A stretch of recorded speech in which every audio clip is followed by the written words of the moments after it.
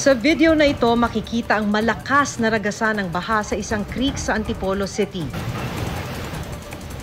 Halos pasukin na ng tubig ang bahay na ito, kaya mga residente nagsimula ng lumikas bago pa sila tuluyang pasukin ng lumaragas ang tubig.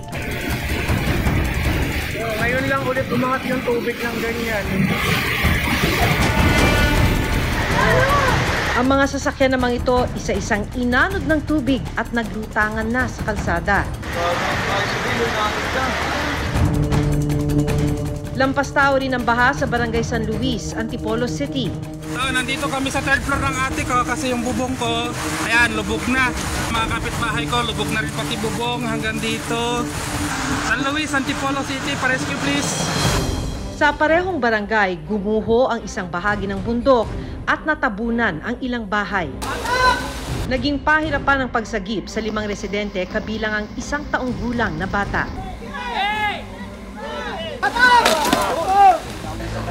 Ano po kasi nanay ko hindi sanay.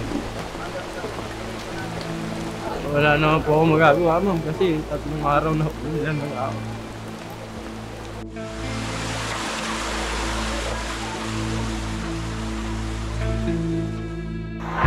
Nagka-landslide din sa Barangay San Jose, Antipolo City. Dahil sa kapal ng putik, hindi naging madali ang paghahanap sa mga residenteng natabunan ng guho. Kabilang sa mga nawawala ang isang buntis.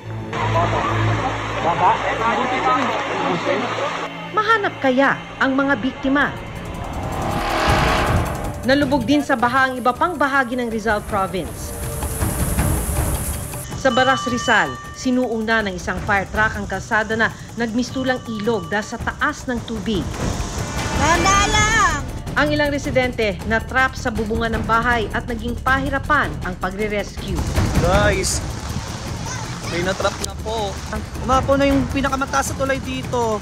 Mas mataas yung taon doon. Sa bayan naman ng San Mateo, nawasak ang isang tulay dahil sa lakas ng tubig mula sa ilog. Pinagbabawalan ng dumaan ng kahit na anong sasakyan dito dahil sa ilalim daw nito higit sa kalahati ng pundasyon na ukana, so kahit na anong oras maaari itong bumigay. Ang ipinagtataka nila, mataas ang lugar na ito, kaya ang tanong ng ilan, bakit ang bilis bumaha sa ilang lugar sa Rizal? Kailangan mag-usap-usap sila kung yung interest ng mga korporasyon na nag-ano ng quarrying at mining at real estate versus yung interest ng public safety. We have to be much stricter about it. Now, it's not a question of illegal activities. It's life and death already. The laws are all there. It's the implementation and the enforcement. Anong dahilan ng paglubog sa maraming lugar sa Rizal? Nakinesyo yung mga nandun sa looban, maraming tao. Umapaw na po yung sapa, umapaw na.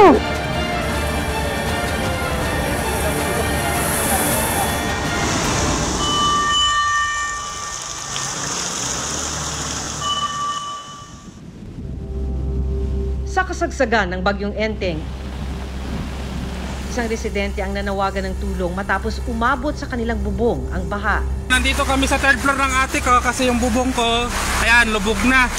Mga kapitbahay ko, lubog na rin pati bubong hanggang dito. Kabilaan po. Kung may rescue guys, pa-rescue, may mga bata ako. Although nasa third floor kami, kaya lang nangangamba kami, baka abutin pa third floor. Kasama niya sa bubong ng bahay ang kanyang mga anak at kapatid. Hindi ko hindi gamit ko, importante yung kaligtasan ng mga anak ko at yung mga kapatid ko rito. San Luis, Antipolo City, pa-rescue please.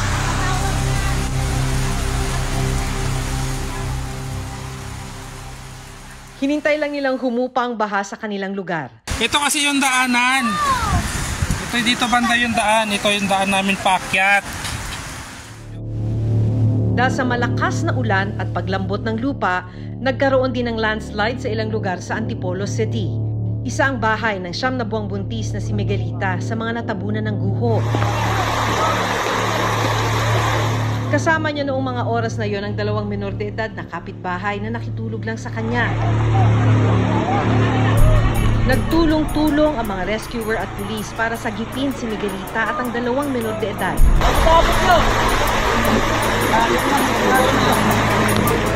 Pero hindi naging madali ang pagsagip dahil sa patuloy na pag-ulan at makapal na putik na bumalot sa natabunang bahay.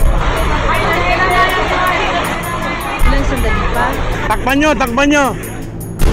isang katawan ang nahukay mula sa makapal na putik. Dito na tumambad ang katawan ni Miguelita.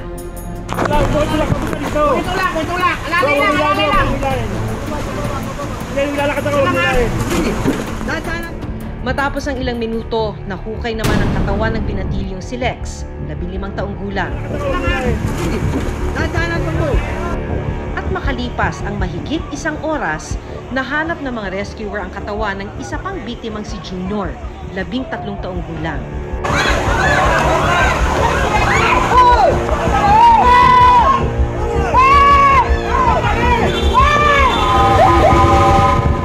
Isinugod pa sila sa ospital pero dead on arrival na ang mga biktima.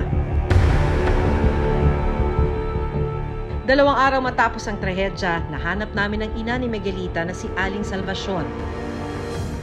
Maya-maya, tumatakbo nga yung pamangkin ko. Sabi niya, tita, tumawag ka na ng magre-rescue nga. Gawa ng yung ate Ella niya raw ay nawawala.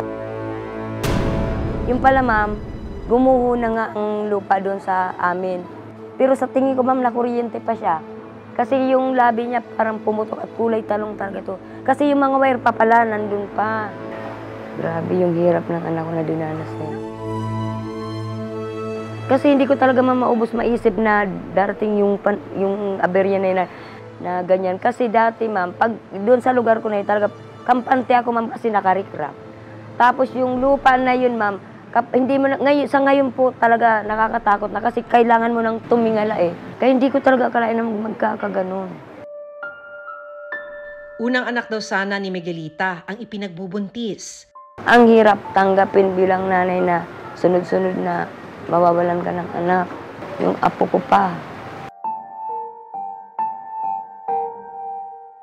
Sa parehong araw ng matabunan ang bahay ni Miguelita, nagkaroon naman ng flash flood at landslide sa katabing barangay ng San Luis.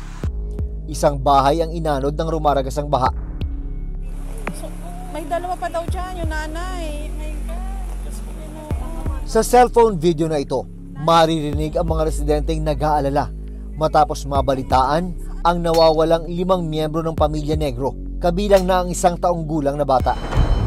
Agad na rumisponde ang mga rescuer para hanapin ang nawawalang pamilya. Ilang sandali pa, Pinakuhang bata. Bata, baby, di ba? nahanap ang 2 miyembro ng pamilya, ang 1 taong gulang na bata at ang kanyang ina na parehong wala ng buhay. Pero nawawala pa ang 3 miyembro ng pamilya. Dahil sa lakas ng ulan, kinailangan munang itigil ang retrieval operation. Kinabukasan, muling ipinagpatuloy ang paghahanap sa 3 pang nawawala. Tulong-tulong hinila ng mga rescuer ang tali na nakakabit sa isang malaking bato. Habang ang ibang rescuer, sinusuyod naman ang kawayanan. Pero maya-maya pa, muli namang bumuhos ang ulan. Kaya naging pahirapan ang isinasagawang retrieval operation. Mas kumapal pa ang putik, kaya pahirapan sa pagpapagalaw ng malaking bato para malaman kung may natrap sa ilalim nito. Bago mag 4:00 ng hapon, natagpuan sa ilalim ng tulay ang pangatlong nawawalang miyembro ng mag-anak, ang ama ng 1 taong gulang na bata na una nang na-recover. Pero kailangan na ring itigil ang retrieval operation bago pa man magdilim. Dahil hindi natin pwede igambol yung buhay ng ating pong mga rescuer. Actually, 2 araw na ito, pagod na rin yan. Pero dahil naiintindihan nila yung naramdaman rin sa mga biktima, pinipilit na baka sakali. Kinabukasan, September 4, kasama ang Antipolo Police at mga opisyal ng barangay. Ibang tropa, pasunod na rin yon. Pinuntahan namin ang lugar kung saan isinasagawa ang 3 araw ng retrieval operation. 3 days na po. 5 biktima po, 2 pa po ang hindi pa na-rescue. Yung natagpuan po ay yung mother na 28 years old at saka yung asawa po niya, saka yung isang anak po niya na 1 year old.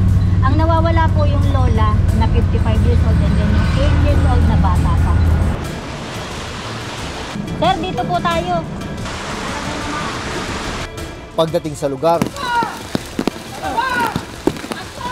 naabutan namin ang mahigit 20 rescuer na tulong-tulong sa pagtanggal ng mga inarod na kawayan sa ilalim ng tulay. So dito kasi nakita yon, we strongly believe na sana, hopefully, na makakuha tayo ng isang... Pero hindi pa man nangangalahati ang araw. Bigla na namang bubuhos ang malakas na ulan. Dito na nagdesisyon ang mga rescuer na muling itigil ang retrieval operation. Samantala muna po natin ititigil yung paghahanap doon sa cadaver na po.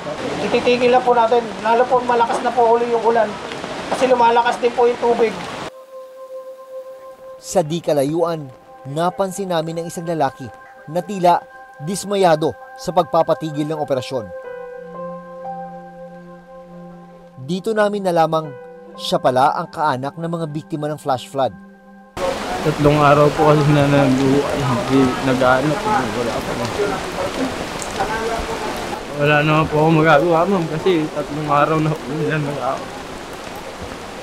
Papasalamat po kasi ginawa na po nila lahat. Kaso hindi lang po talaga makita.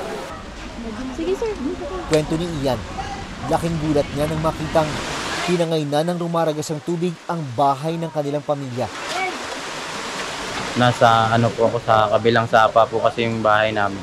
Ginising ako nung asawa ko. Tapos pag bangon ko po, wala na yung bahay dun sa pagtanaw sa kabilang sapa. Po kasi nanay ko yung tanaw.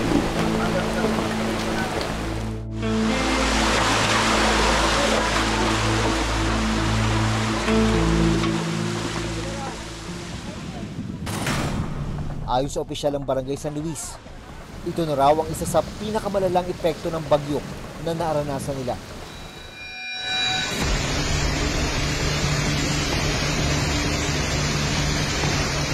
Hindi rin daw madalas bumaha sa kanilang barangay. Hindi yan identified namin as landslide prone area. Like any other areas dito sa Barangay San Luis, hindi siya kasama sa flood prone area. Samantala muna po natin ititigil na yung paghahanap doon sa cadaver na po. Ngayong araw, September 5, ay itinigil na ng barangay ang search and retrieval operations para sa 2 kamag-anak ni Ian. Sabi ng barangay, pagpapaubayan na lang nila ang pagpapatuloy ng paghahanap sa Philippine Coast Guard. Ramdam din ang pinsala ng bagyo sa iba pang parte ng Rizal. Update na dito sa lugar namin, umapaw na yung sapa, mga idol! Lubog na rin yung court! Sa San Mateo, Rizal, nanawagan na ng rescue ang ilang residente dahil sa patuloy ng pagtaas ng tubig. Paki-rescue yung mga nandun sa looban, maraming tao! Umapaw na po yung sapa, umapaw na! Ang ilang motorsiklo, lumubog na rin sa baha. Umapaw din ang ilog sa Barangay Silangan sa San Mateo. Dahil sa lakas ng agos ng tubig, hindi na nakadaan ang mga motorsiklo. Pinagbabawalan ng dumaan ng kahit na anong sasakyan dito dahil sa ilalim daw nito higit sa kalahati ng pundasyon na ukana, so kahit na anong oras maaari itong bumigay. Ang kalsada namang ito sa bayan ng Rodriguez, nagmistulang dagat na. Ang ilang residente, kanya-kanya ng buhat ng kanilang bisikleta habang tumatawid. May dagat dito, shortcut dagat. Nasira din ang river wall na ito sa lakas ng agos ng tubig.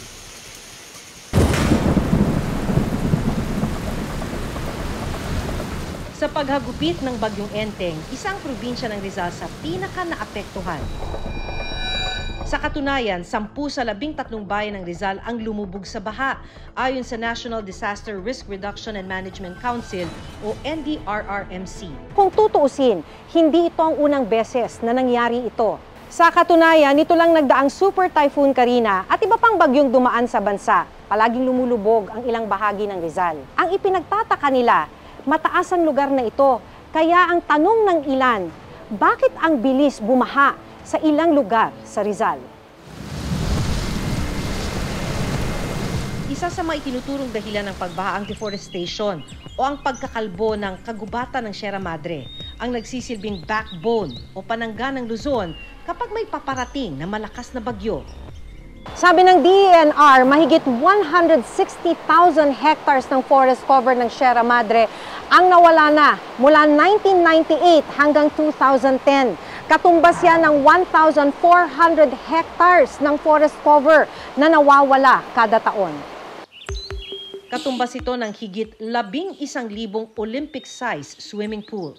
Nakakapanglumo. Biruin mo, doon sa kanilang pag-aaral, 20% na lang yung natitira ng forest cover doon sa side na yon. Pagdating ng grabe ng volume ng tubig ulan na ibinagsak, dahil nga doon sa usapin ng iba na ngayon ang sitwasyon because of the climate crisis, yan yung nakikita kong napakalaking kontribusyon kung bakit grabe na yung pagbaha. At ang sabi nga ngayon, dating hindi binabaha, mga kabundukan na rin binabaha. Nag-viral nga sa social media ang ilang larawan kung saan kita ang mga uka sa mga bundok sa ilang bayan ng Rizal. Kapag sinuring mabuti, mga quarrying site at mga dinidevelop na residential area o mga subdivision ito sa probinsya. Kung puputulin mo lahat ng puno at ma-expose yan from interventions kagaya ng quarrying or clearing for subdivision, siyempre mababawasan yung tree cover at yung capacity ng upper watershed areas, catch basin areas. Capacity niya para ma-absorb yung stormwater. At siyempre, bibilis yung pag-agos ng tubig baha sa creeks and river system. Sa datos ng Mines and Geosciences Bureau, 12 kumpanya ang may mineral processing permit. 11 ang nasa bayan ng Rodriguez, ang isa naman ay nasa Antipolo City. Nakapanayam namin ang alkalde ng Rodriguez Rizal at inalam ang posisyon niya sa nangyayaring quarrying operation sa kanilang bayan. Ako kasi, as a Montalbeño, siyempre gusto ko na wala. Wala yan. Ako, on my part personally, ang dapat nating kalapangin dito ay the national level kasi pinasara na nga dati yan eh. Pero ang nakiusap din na yung national nga dahil wala nang pagkukuhaan ng mga aggregates. Dito sa Montalba kinukuha karamihan eh. Kaya ang hirap talaga, we have to sacrifice something in favor of the other. Sinulatan din daw nila ang Department of Environment and Natural Resources o DENR para ipatigil ang lahat ng quarry operation sa Rodriguez. Recent lang, during the Typhoon Karina, meron tayong letter request for the immediate stoppage of all quarry operations and other related activities, including transport. Tutol din ang lokal na pamahalaan ng Angono sa quarrying operation sa kanilang lugar. Katunayan, noong 2018, naghain ng petisyon ng lokal na pamahalaan ng Angono sa DENR para ipatigil ang pagre-renew sa permit ng isang mining company sa kanilang lugar. Nagbubungkal sila ng lupa sa upper portion, so hindi po natin maiwasan yung mga surface runoff. Hindi natin maiwasan kapag malakas ang ulan or may bagyo, lalo ngayon, climate change, mas malakas na yung buhos ng ulan sa karaniwang ulan sa isang season. So may tendency yung kanilang mga siltation pond umapaw. Sabi ng DENR, plano nilang ipatawag ang mga operator ng quarrying sa Rizal. To ensure that they are not contributing in any way to local flooding, we will be much stricter in terms of putting up new quarries. Dapat may moratorium or ban on additional or any more quarrying or mining and clear cutting for residential or other purposes, no? Yung control nito nasa both at the LGU level, provincial level at saka national level. So kailangan mag-usap-usap sila. Ang pag-uusapan nila kung ano yung pinakamabuti para sa kung yung interest ng mga korporasyon na nag-aano ng quarrying at mining at real estate versus yung interest ng public safety.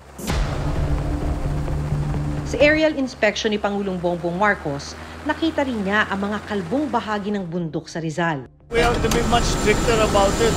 Now, it's not a question of illegal activities. It's life and death already. The laws are all there. It's the implementation and the enforcement. Malaking hamon daw ito para sa Department of Environment and Natural Resources. Our budget for 2025 is 26 billion pesos to protect all natural resources of the country. For DNR, we have a lot to learn. Not because we have incompetent people in DNR, but because konting pasensya, but we are protecting 30 million hectares, no, 7 million of which are forest lands. Ang mga kagubatan at kabundukan ang nagsisilbing pananggasana natin laban sa malalakas na bagyo. Pero dahil sa mga kapabayaan at pagsirang ginagawa rito, maging mga bulubunduking lugar, lumulubog na. So, nandito kami sa 3rd floor ng ate ko kasi yung bubong ko, ayan, lubog na. San Luis, Antipolo City, pa-rescue please. Ang masaklap, may mga buhay na nawawala. Sabi ng gobyerno, bilyong piso ang ginagastos para mapigilan ang malawakang pagbaha. Pero ang tanong, bakit hindi pa rin napipigilan ang paglubog sa bansa?